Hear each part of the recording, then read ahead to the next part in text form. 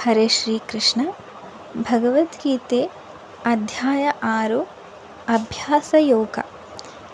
ಇದರ ಶ್ಲೋಕದ ಅರ್ಥವನ್ನು ಸಂಪೂರ್ಣವಾಗಿ ತಿಳಿದುಕೊಳ್ಳೋಣ. ಕರ್ಮಫಲವನ್ನು ಆಶ್ರಯಿಸದೆ ಮಾಡಲೇಬೇಕಾದ ಕರ್ತವ್ಯವನ್ನು ಯಾರು ಆಚರಿಸುತ್ತಾನೋ ಅವನೇ ಸನ್ಯಾಸಿಯು ಮತ್ತು ಅವನೇ ಯೋಗಿಯು. ಪಾಂಡವ, ಯಾವುದನ್ನು ಸನ್ಯಾಸವೆಂದು ಹೇಳುತ್ತಾರೋ ಅದೇ ಪರಮೋನ್ನತದ ಯೋಗವೆಂದು ನೀನು ತಿಳಿ. ಯಾರೊಬ್ಬನು ಇಂದ್ರಿಯ ತೃಪ್ತಿಯ ಆಸೆಯನ್ನು ತ್ಯಜಿಸದೆ ಯೋಗಿಯಾಗಲಾರನು. ಯೋಗ ಪದ್ಧತಿಯನ್ನು ಆರಂಭಿಸಿದವನಿಗೆ ಕರ್ಮವೇ ಸಾಧನವು. ಯೋಗದಲ್ಲಿ ಮುಂದುವರಿದವನಿಗೆ ಭೌತಿಕ ಕರ್ಮಗಳನ್ನು ನಿಲ್ಲಿಸುವುದೇ ಸಾಧನವೆಂದು ಹೇಳಲಾಗುತ್ತದೆ. ಯಾವಾಗ ಸಕಲ ಬಯಕೆಗಳನ್ನು ತ್ಯಜಿಸಿ ಫಲಾಪೇಕ್ಷೆಯ ಕರ್ಮದಲ್ಲಿ ತೊಡಗದೆ ಇಂದ್ರಿಯ ತೃಪ್ತಿಗಾಗಿ ಕರ್ಮವನ್ನು ಮಾಡುವುದಿಲ್ಲವೋ ಆಗ ಯೋಗದಲ್ಲಿ ಉನ್ನತಿ ಹೊಂದುವನೆಂದು ಹೇಳಲ್ಪಡುತ್ತಾನೆ. ಮನಸ್ಸಿನಿಂದಲೇ ಅವನತಿಗೀಡು ಮಾಡಿಕೊಳ್ಳದೆ ತನ್ನನ್ನು ಉದ್ಧರಿಸಿಕೊಳ್ಳಬೇಕು. ಬದ್ಧ ಜೀವಿಗೆ ಖಂಡಿತವಾಗಿಯೂ ಮನಸ್ಸೇ ಬಂಧುವು, ಮನಸ್ಸೇ ಶತ್ರುವೂ ಆಗಿದೆ. ಯಾರಿಂದ ಮನಸ್ಸನ್ನು ಗೆಲ್ಲಲ್ಪಟ್ಟಿದೆಯೋ ಅವನಿಗೆ ತನ್ನ ಮನಸ್ಸು ಬಂಧುವಾಗುತ್ತದೆ. ಹಾಗೆಯೇ ನಿಯಂತ್ರಿಸಲು ವಿಫಲನಾದವನಿಗೆ ಮನಸ್ಸೇ ಶತ್ರುವಾಗುತ್ತದೆ. ತನ್ನ ಮನಸ್ಸನ್ನು ಗೆದ್ದು ಪರಮಾತ್ಮನನ್ನು ಹೊಂದಿದ ಶಾಂತಿಯನ್ನು ಸಾಧಿಸಿದವನಿಗೆ ಸುಖ ದುಃಖಗಳು, ಶೀತ ಉಷ್ಣಗಳು, ಮಾನ ಅಪಮಾನಗಳು ಎಲ್ಲವೂ ಸಮಾನವೇ. ಗಳಿಸಿದ ಜ್ಞಾನ ಮತ್ತು ಸಾಕ್ಷಾತ್ಕಾರದಿಂದ ತೃಪ್ತನಾದ ಇಂದ್ರಿಯಗಳನ್ನು ನಿಯಂತ್ರಿಸಿದ ಜೀವಿಯು ಯೋಗಿಯೆಂದು, ಆತ್ಮ ಸಾಕ್ಷಾತ್ಕಾರಕ್ಕೆ ಅರ್ಹನೆಂದು ಹೇಳಲಾಗುತ್ತದೆ. ಅವನಿಗೆ ಮಣ್ಣು, ಕಲ್ಲು, ಚಿನ್ನ ಎಲ್ಲವೂ ಒಂದೇ ಸಮನಾಗಿರುತ್ತದೆ. ಹಿತೈಷಿಗಳು, ಮಿತ್ರರು, ಶತ್ರುಗಳು, ಸೋಮಾರಿಗಳು, ಮಧ್ಯವರ್ತಿಗಳು, ಅಸೂಯೆ ಪಡುವವರು, ಬಂಧುಗಳು, ಸಾಧುಗಳು, ಪಾಪಿಗಳು ಇವರೆಲ್ಲರನ್ನೂ ಆತ ಸಮ ಭಾವನೆಯಿಂದ ಕಾಣಲ್ಪಡುತ್ತಾನೆ. ಯೋಗಿಯು ತನ್ನನ್ನು ನಿರಂತರವಾಗಿ ಪರಮ ಪ್ರಭುವಿನಲ್ಲಿ ಏಕಾಗ್ರತೆಗೊಳಿಸಬೇಕು. ಏಕಾಂತ ಸ್ಥಳದಲ್ಲಿ ನೆಲೆಸಿ ಸದಾ ಮನಸ್ಸನ್ನು ನಿಯಂತ್ರಿಸಲ್ಪಟ್ಟು ಯಾವ ಆಸೆಗಳಿಗೂ ಆಕರ್ಷಿತನಾಗದೆ ಒಡೆತನದ ಭಾವದಿಂದ ಮುಕ್ತನಾಗಬೇಕು. ಯೋಗಾಭ್ಯಾಸಕ್ಕೆ ಬಹಳ ಎತ್ತರವಲ್ಲದ, ಅತಿ ತಗ್ಗಾಗಿರದ, ಶುದ್ಧವಾದ ಭೂಮಿಯಲ್ಲಿ ದರ್ಬೆಗಳನ್ನು ಮೃದುವಾದ ಬಟ್ಟೆ ಮತ್ತು ಜಿಂಕೆಯ ಚರ್ಮದಿಂದ ಹೊದಿಸಿ ಸ್ಥಿರವಾದ ಆಸನದಲ್ಲಿ ಕುಳಿತು ಯೋಗ ಮಾಡಬೇಕು.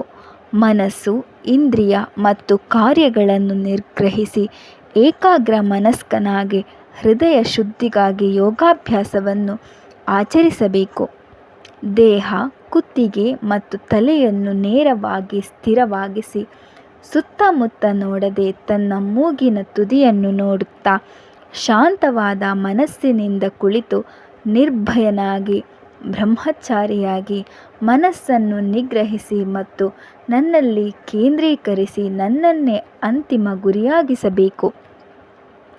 ಹೀಗೆ ನಿರಂತರವಾಗಿ ಅಭ್ಯಾಸ ಮಾಡುತ್ತಾ ಯೋಗಿಯು ಮನಸ್ಸನ್ನು ನಿಯಂತ್ರಣಗೊಳಿಸಿ ಶಾಂತಿಯನ್ನು, ದೇಹವನ್ನು ತ್ಯಜಿಸಿದ ನಂತರ ನನ್ನ ಧಾಮವನ್ನು ಹೊಂದುವನು.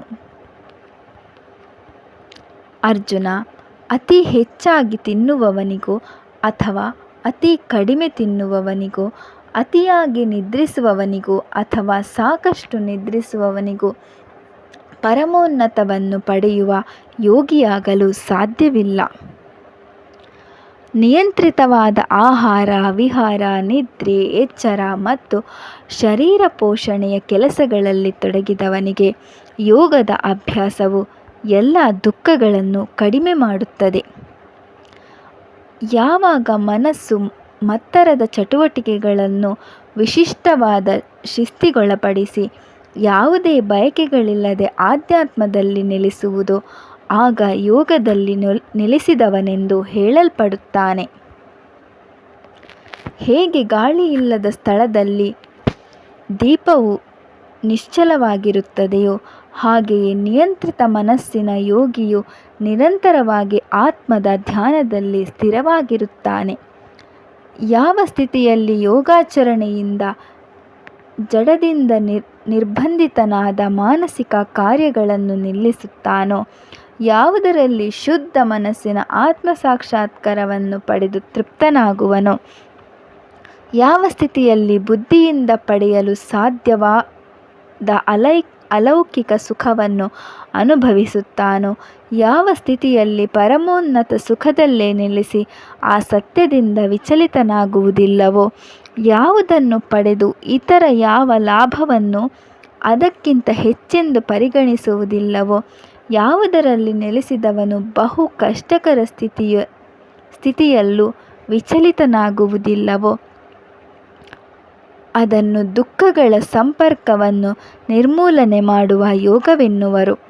ಅಂತಹ ಯೋಗವನ್ನು ದೃಢ ನಿರ್ಧಾರದಿಂದ ವಿಚಲಿತನಾಗದೆ ಅಭ್ಯಾಸ ಮಾಡಬೇಕು. ಮನಸ್ಸಿನ ಚಿಂತನೆಗಳಿಂದ ಹುಟ್ಟಿದ ಎಲ್ಲ ಆಸೆಗಳನ್ನು ಸಂಪೂರ್ಣವಾಗಿ ತ್ಯಜಿಸಿ ಇಂದ್ರಿಯಗಳನ್ನು ಎಲ್ಲ ಕಡೆಗಳಿಂದಲೂ ನಿಯಂತ್ರಿಸಬೇಕು. ಕ್ರಮೇಣ ಹಂತ ಹಂತವಾಗಿ ದೃಢ ನಿರ್ಧಾರದ ಬುದ್ಧಿಯಿಂದ ಆತ್ಮದಲ್ಲೇ ನಿಲ್ಲಬೇಕು. ಹೀಗೆ ಮನಸ್ಸನ್ನು ಆತ್ಮದಲ್ಲೇ ಸ್ಥಿರವಾಗಿಸಬೇಕು. ಬೇರೆ ಯಾವುದರ ಬಗ್ಗೆಯೂ ಚಿಂತಿಸಬಾರದು. ಚಂಚಲವಾದ ಮತ್ತು ಅಸ್ಥಿರವಾದ ಮನಸ್ಸು ಎಲ್ಲೆಲ್ಲಿ ಅಲೆದಾಡುವುದೋ ಅದನ್ನು ನಿಯಂತ್ರಿಸಿ ಅಲ್ಲಿಂದ ಆತ್ಮದ ನಿಯಂತ್ರಣಕ್ಕೆ ತರಬೇಕು. ಶಾಂತಿಯುತವಾದ ಮನಸ್ಸಿನ ಯೋಗಿಯು ಖಂಡಿತವಾಗಿಯೂ ಅಲೌಕಿಕ ಸುಖವನ್ನು ಹೊಂದುವನು. ರಜೋಗುಣವನ್ನು ಮೀರಿದ ಅವನು ಪರಮೋನ್ನತದೊಂದಿಗೆ ಏಕವಾಗಿ ಹಿಂದಿನ ಎಲ್ಲ ಪಾಪ ಫಲಗಳಿಂದ ಮುಕ್ತನಾಗುವನು. ಹೀಗೆ ಯಾವಾಗಲೂ ಯೋಗಾಭ್ಯಾಸದಲ್ಲಿ ತೊಡಗಿಸಿ ಯೋಗಿಯು ಎಲ್ಲ ಭೌತಿಕ ಕಲ್ಮಶಗಳಿಂದ ಮುಕ್ತನಾಗಿ ಪರಮೋನ್ನತದೊಂದಿಗೆ ಸತತವಾಗಿ ಸಂಪರ್ಕದಲ್ಲಿದ್ದು ಅತ್ಯುನ್ನತ ಸುಖವನ್ನು ಹೊಂದುವನು.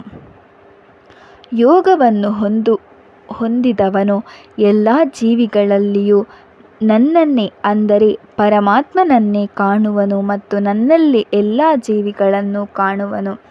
ಎಲ್ಲೆಡೆಯೂ ಸಮಾನ ನೋಟವುಳ್ಳವನು ಎಲ್ಲೆಡೆಯೂ ನನ್ನನ್ನೇ ಕಾಣುವನು. ಯಾರು ನನ್ನನ್ನು ಎಲ್ಲೆಡೆಯೂ ಕಾಣುವನೋ ಮತ್ತು ನನ್ನಲ್ಲಿ ಎಲ್ಲವನ್ನೂ ಕಾಣುವನೋ ಅವನು ನನ್ನನ್ನು ಕಳೆದುಕೊಳ್ಳುವುದಿಲ್ಲ ಮತ್ತು ನಾನು ಅವನನ್ನು ಕಳೆದುಕೊಳ್ಳುವುದಿಲ್ಲ. ಎಲ್ಲ ಜೀವಿಗಳಲ್ಲೂ ನೆಲೆಸಿರುವ ನನ್ನನ್ನು ಯಾರು ಭಕ್ತಿಯಿಂದ ಸೇವಿಸಿ ನನ್ನಲ್ಲೇ ನೆಲೆಸುತ್ತಾನೋ ಆ ಯೋಗಿಯು ಎಲ್ಲ ಸ್ಥಿತಿಯಲ್ಲಿಯೂ ನನ್ನಲ್ಲಿಯೇ ಇರುತ್ತಾನೆ. ಅರ್ಜುನ, ಎಲ್ಲ ಕಡೆಗಳಲ್ಲಿ ತನ್ನೊಡನೆ ಹೋಲಿಸಿಕೊಂಡು ಯಾರು ಸುಖ ದುಃಖಗಳಲ್ಲಿ ಸಮಾನತೆಯಿಂದ ಕಾಣುವನೋ ಅವನೇ ಪರಿಪೂರ್ಣ ಯೋಗಿ ಎಂದು ಪರಿಗಣಿಸಲಾಗುತ್ತದೆ. ಅರ್ಜುನನು ಹೇಳಿದನು, ಮಧುಸೂದನ, ಮನಸ್ಸು ಚಂಚಲವಾದ್ದರಿಂದ ಯಾವ ಯೋಗವು ನಿನ್ನಿಂದ ಮೀರಿಸಲ್ಪಟ್ಟಿತೋ ಅದರಲ್ಲಿ ಸ್ಥಿರವಾಗಿರುವುದು ಕಷ್ಟ ಸಾಧ್ಯವೆಂದು ನನಗೆ ತೋರುತ್ತದೆ.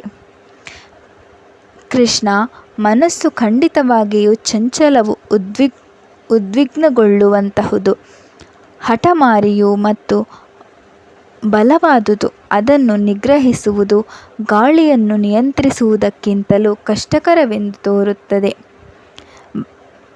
ಭಗವಂತನು ಹೇಳಿದನು, ಮಹಾಬಾಹುವೆ, ಚಂಚಲವಾದ ಮನಸ್ಸನ್ನು ನಿಗ್ರಹಿಸುವುದು ನಿಸ್ಸಂಶಯವಾಗಿಯೂ ಕಷ್ಟಕರವೇ.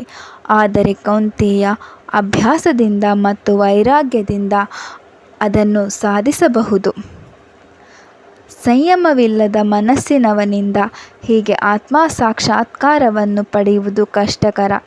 ಆದರೆ ನಿಯಂತ್ರಿಸಲಾಗುವ ಮನಸ್ಸಿನವನನ್ನು ಪ್ರಯತ್ನಿಸಿದರೆ ಸಾಧ್ಯವೆಂಬುದು ನನ್ನ ಅಭಿಪ್ರಾಯ. ಅರ್ಜುನನು ಹೇಳಿದನು, ಕೃಷ್ಣ, ಶ್ರದ್ಧೆಯಿಂದ ಯೋಗ ಸಾಧನೆಯಲ್ಲಿ ತೊಡಗಿದವನು ಯಶಸ್ಸನ್ನು ಕಾಣದೆ ಪರಿಪೂರ್ಣತೆಯನ್ನು ಹೊಂದಲು ವಿಫಲನಾಗಿ ದಾರಿ ತಪ್ಪಿದ ಮನಸ್ಸಿನವನು ಯಾವ ಗತಿಯನ್ನು ಹೊಂದುವನು? ಭಗವಂತನು ಹೇಳಿದನು, ಮಹಾಬಾಹು, ಆಧ್ಯಾತ್ಮಿಕ ಪಥದಿಂದ ದಿಗ್ಭ್ರಮವಾಗಿ ಎರಡರಿಂದಲೂ ವಿಚಲಿತನಾಗಿ ಯಾವ ಸ್ಥಾನದಲ್ಲೂ ಇಲ್ಲದೆ ಹರಿದ ಮೋಡಗಳಂತೆ ನಾಶವಾಗುವುದಿಲ್ಲವೇ? ಕೃಷ್ಣ, ಈ ನನ್ನ ಸಂಶಯವನ್ನು ಸಂಪೂರ್ಣವಾಗಿ ನಿವಾರಿಸಲು ನಿನ್ನಿಂದಲೇ ಸಾಧ್ಯ. ಇತರರು ಯಾರೂ ಈ ಸಂದೇಶವನ್ನು ಪರಿಹರಿಸಲಾರರು. ಭಗವಂತನು ಹೇಳಿದನು, ಪಾರ್ಥ, ಕಲ್ಯಾಣ ಕಾರ್ಯಗಳನ್ನು ಮಾಡುವವನಿಗೆ ಈ ಲೋಕದಲ್ಲಾಗಲಿ ಮುಂದಿನ ಲೋಕದಲ್ಲಾಗಲಿ ನಾಶವಿಲ್ಲ. ಸ್ನೇಹಿತನೇ, ಮಂಗಳಕರ ಕರ್ಮದಲ್ಲಿ ತೊಡಗಿದವನಾದ ದುರ್ಗತಿಯನ್ನೆಂದೂ ತಲುಪುವುದಿಲ್ಲ. ಯೋಗ ಮಾರ್ಗದಿಂದ ಪತನಗೊಂಡವನ ಪುಣ್ಯ ಜೀವಿಗಳ ಲೋಕದಲ್ಲಿ ಬಹುಕಾಲ ಸಂತೋಷವಾಗಿದ್ದು ನಂತರ ಪುಣ್ಯನಂತರ ಅಥವಾ ಶ್ರೀಮಂತರ ಮನೆಯಲ್ಲಿ ಜನ್ಮ ತಾಳುವನು,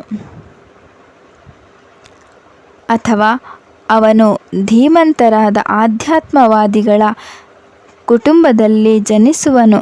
ನಿಶ್ಚಯವಾಗಿಯೂ ಈ ಜಗತ್ತಿನಲ್ಲಿ ಇಂತಹ ಜನ್ಮವು ಅಪರೂಪವಾದುದು. ಕುರುನಂದನ, ಇಂತಹ ಜನ್ಮವನ್ನು ಪಡೆದವನು ತನ್ನ ಪೂರ್ವ ಜನ್ಮದ ದೈವ ಪ್ರಜ್ಞೆಯ ಜೀವನವನ್ನು ಪಡೆದು ನಂತರ ಮತ್ತೆ ಪರಿಪೂರ್ಣತೆಗಾಗಿ ಪ್ರಯತ್ನಿಸುತ್ತಾನೆ. ಇದು ಭಗವದ್ಗೀತೆಯ 6ನೇ ಅಧ್ಯಾಯದ ಸಂಪೂರ್ಣ ವಿವರಣೆ. ಮುಂದಿನ ಸಂಚಿಕೆಯಲ್ಲಿ ಮುಂದಿನ ಅಧ್ಯಾಯದ ಕುರಿತು ತಿಳಿದುಕೊಳ್ಳೋಣ. ಈ ವಿಡಿಯೋ ನೋಡಿದ್ದಕ್ಕಾಗಿ ಧನ್ಯವಾದಗಳು. ಹರೇ ಶ್ರೀ ಕೃಷ್ಣ.